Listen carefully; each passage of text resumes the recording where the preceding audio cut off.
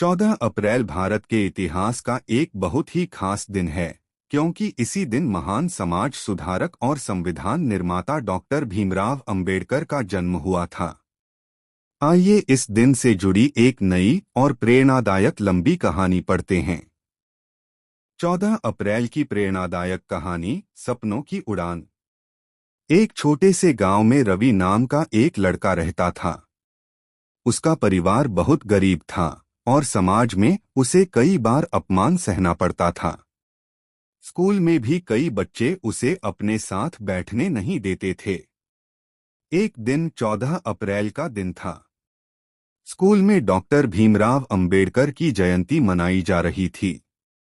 शिक्षक ने बच्चों को अंबेडकर जी के जीवन के बारे में बताया, कैसे उन्होंने कठिन परिस्थितियों में भी हार नहीं मानी और पढ़ाई करके पूरे देश का संविधान लिखा। रवि बहुत ध्यान से यह सब सुन रहा था। उसके मन में एक नई उम्मीद जगी। उसने सोचा, अगर अंबेडकर जी इतनी मुश्किलों के बावजूद इतना बड़ा काम कर सकते हैं, तो मैं क्यों नहीं। उस दिन के बाद रवि ने ठान लिया कि वह खूब पढ़ाई करेगा। वह रोज सुबह जल्दी उठता, स्कूल जाता और रात तक पढ़ाई करता। जब कोई उसका मजाक उड़ाता, तो वह अंबेडकर जी को याद करता और चुपचाप आगे बढ़ता। समय बीतता गया। कई सालों की मेहनत के बाद रवि ने अपनी पढ़ाई पूरी की और एक बड़ा अधिकारी बन गया। अब वही लोग जो कभी उसे नीचा दिखाते थे, उसका सम्मान करने लगे।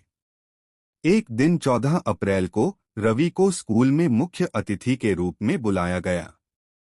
उसने बच्चों से कहा, अगर तुम अपने सपनों पर विश्वास करते हो और मेहनत करते हो, तो कोई भी तुम्हें रोक नहीं सकता। सीख, मोरल। मेहनत और शिक्षा से हर बाधा को पार किया जा सकता है। कभी भी खुद को कम मत समझो। महान लोगों की कहानियां हमें आगे बढ़ने की प्रेरणा देती हैं। अगर तुम चाहो तो मैं इसी तरह की और भी नई 14 अप्रैल की कहानियां या और लंबी। यह रही डॉक्टर भीमराव रामजी अंबेडकर, बाबा साहेब की एक नई, लंबी और प्रेरणादायक कहानी। कलम की ताकत, बाबा साहेब की प्रेरणादायक कहानी। एक छोटे से गांव में रहने वाला एक लड़का था, भीमराव। वह बहुत होशियार था, लेकिन समाज में उसे बराबरी का हक नहीं मिलता था। स्कूल में उसे सबसे पीछे बैठाया जाता और कई बार तो उसे पानी तक छूने नहीं दिया जाता। एक दिन की बात है। भीमराव बहुत प्यासे थे। स्कूल में एक घड़ा रखा था, लेकिन उन्हें खुद से पानी लेने की अनुमति नहीं थी। उन्हें इंतजार करना पड़ता कि कोई ऊंची जाति का व्यक्ति आए और उन्हें पानी दे। उस दिन कोई नहीं आया। प्यास से परेशान भीमराव ने आसमान की ओर देखा और मन ही मन कहा, क्या मैं सिर्फ इसलिए कमजोर हूं क्योंकि मैं इस समाज में पैदा हुआ हूं? उस दिन उन्होंने एक संकल्प लिया, मैं अपनी पढ़ाई से इतना आगे बढ़ूंगा कि कोई मुझे छोटा नहीं समझेगा। संघर्ष और मेहनत। भीमराव ने पढ़ाई को अपना हथियार बना लिया। वे घंटों घंटों किताबों में डूबे रहते। कठिनाइयां थीं, पैसे की कमी थी, लेकिन उनका हौसला कभी नहीं टूटा। धीरे धीरे उन्होंने अपनी मेहनत से देश विदेश में पढ़ाई की और कई डिग्रियां हासिल की। बदलाव की शुरुआत। जब वे बड़े हुए तो उन्होंने देखा कि समाज में अभी भी भेदभाव है।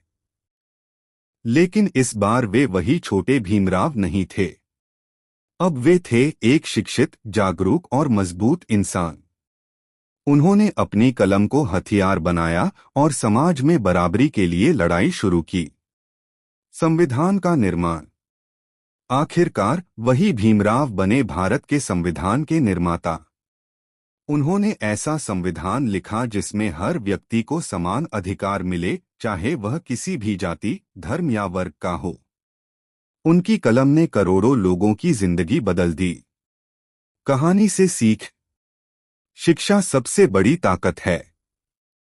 कठिन परिस्थितियां हमें मजबूत बनाती हैं।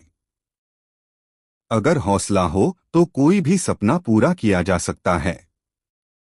अपने अधिकारों के लिए आवाज उठाना जरूरी है।